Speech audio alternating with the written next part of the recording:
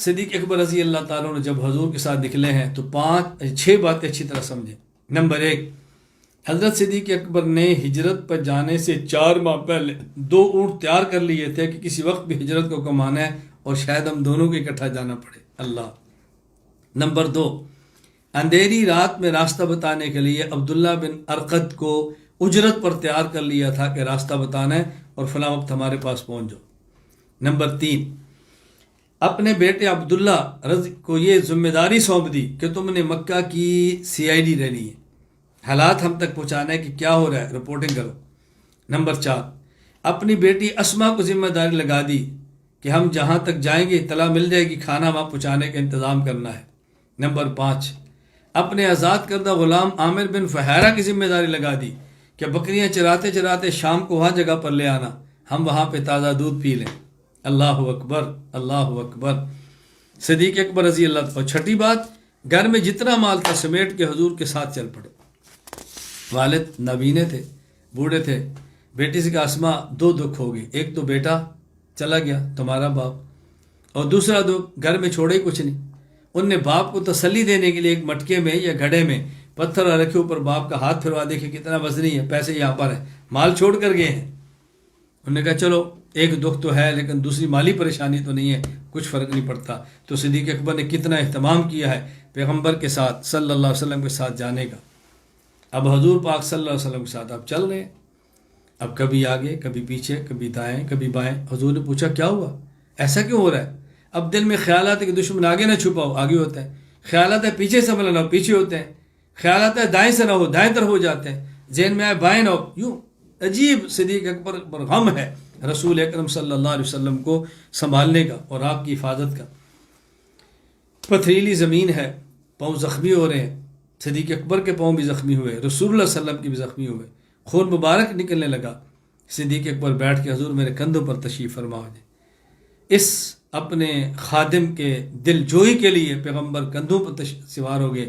صدیق اکبر رسول اللہ صلی اللہ علیہ وسلم کو لے کر غار کی طرف چل پڑے۔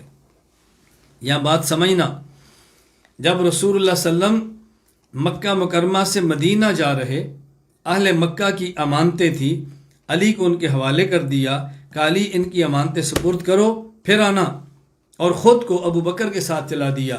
تو 2 امانتیں ہیں، ایک اہل مکہ کی جو حوالے علی کے کی ہیں، ایک امانت خدا کی جو پیغمبر کا وجود ہے حوالے صدیق کا کیا ہے۔ اب آپ خود فرمائیں کہ کس امانت کا زیادہ حق تھا اس کی حفاظت کی جائے؟ اہل مکہ کے مال کہاں اور پیغمبر کی ذات کہاں؟ اہل مکہ کے مال کے امین علی تھے اور خدا پاک کے منتخب وجود حضرت محمد کے امین اللہ کے حبیب کے چہیتے صحابی ابو بکر صدیق رضی اللہ تعالیٰ عنہ تھے۔ میں چونکہ اب سیرت تو پوری بیان نہیں کر رہا، پوری ہجرت کے واقعات کو پیش نہیں کر رہا، میں تو بڑے اختصار سے بات کر رہا ہوں۔ یہاں یہ بات سمجھیں، مشرکین مکہ نے اعلان کیا کہ جو محمد صلی اللہ علیہ وسلم کو زندہ گرفتار کر کے لائے یا سر لائے 100 اونٹ انعام میں دیں گے۔ یہی اعلان ابو بکر کے لیے تھا، زندہ گرفتار کر کے لاؤ یا ان کا سر لاؤ، 100 اونٹ انعام دیں گے۔ دشمن خدا بھی سمجھتا تھا کہ پیغمبر کا جانشین ابو بکر، پیغمبر کا جانشین ابو بکر، اس کے بعد اور اسی کو سنبھالو۔ تو جو سر کی قیمت پیغمبر کیا وہی صدیق کی لگی ہے۔ دشمن بھی سمجھتا تھا، ہمیں بھی سمجھنا چاہیے کہ کس قدر اعتماد پیغمبر کو صدیق اکبر رضی اللہ تعالیٰ عنہ۔ اور یہاں یہ بات بھی سمجھیں، سر کی قیمت کا دین کی لگنا یہ پیغمبر کی سنت ہے، صدیق کی سنت ہے۔ اگر اس کے لیے کچھ قربانی دینی پڑے تو ڈرنا نہیں ہے، جھجکنا نہیں ہے، دل چھوٹا نہ کرو، دین کے ساتھ جھک کر لگے رہو، چمٹے رہو، جو قربانی دینی پڑے دے دو، دین مت چھوڑو۔ اللہ عافیت رکھے، اللہ حفاظت فرمائے۔ میں نہیں چاہتا کہ کسی کے اوپر کوئی مشکل آ جائے، لیکن گھر چھوڑنا ہے چھوڑ دو، قبیلہ چھوڑنا پڑے چھوڑ دو، ملک چھوڑنا پڑے چھوڑ دو، کسی وقت میں دنیا کو چھوڑنا پڑے چھوڑ دینا، لیکن خدا کے دین کو کبھی نہ چھوڑنا۔ بس اس دنیا تو ویسے ہی چھوٹنا ہے، اللہ کے لیے چھوٹ جائے تو اور کیا چاہیے۔ حضرت صدیق اکبر رضی اللہ تعالیٰ عنہ پہنچے ہیں، غار تھی، غار ثور۔ حضور ٹھہرے پہلے میں جاتا ہوں کہ اندر سانپ نہ ہو، کوئی چیز ڈس نہ دے۔ اندر گئے، صاف کیا، صفائی کر دی، غار کو صاف کر دیا، اس کے اندر کپڑا اپنے پاس تھا، چھوٹ ٹکڑے کیے، چھوٹ سوراخ بند کیے اور کہا حضور اندر تشریف لیں۔ نبی پاک صلی اللہ علیہ وسلم تشریف لے آئے، اب ایک دو سوراخ باقی تھے، وہاں صدیق اکبر نے اپنی ایڑی کو رکھ دیا اور بیٹھ کے کہا حضور آپ آرام فرمائیں۔ صدیق اکبر نے جو بستر پیغمبر کا صدیق کی گود ہے، حضور آرام فرمائیں، سبحان اللہ، آرام فرمائیں، آرام فرما لیں۔ نبوت کے مبارک سر کے لیے کبھی گود صدیق کی ہے، کبھی گود صدیقہ کی ہے۔ پیغمبر کے سر کو کبھی راحت صدیق دے رہے ہیں، کبھی صدیق کی بیٹی صدیقہ دے رہی ہے۔ غار ثور کس قدر خوفناک منظر تھا، صدیق کی گود میں حضور آرام فرما رہے ہیں۔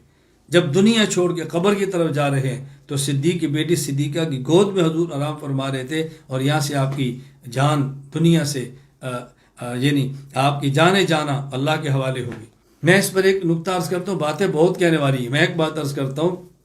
حضرت ایک ہے غار اور ایک ہے مزار۔ غار تو غار ہے، آپ جانتے ہیں، مزار قبر مبارک ہے۔ میں کہتا ہوں غار میں بھی خدشہ سانپ کا ہے، قبر میں بھی خدشہ سانپ کا ہے۔ غار میں خدشہ ہوتا ہے سانپ کا تو صدیق محافظ بن کے بیٹھے ہیں۔ پیغمبر احسان کا بدلہ کیسے دیتے ہیں؟ قبر میں بھی سانپ کا خدشہ ہوتا ہے تو وہاں پیغمبر پہلے گئے ہیں، صدیق بعد میں آئے ہیں، یا صدیق حفاظت کر رہے ہیں تو قبر میں پیغمبر آج بھی صدیق کے محافظ بنے بیٹھے۔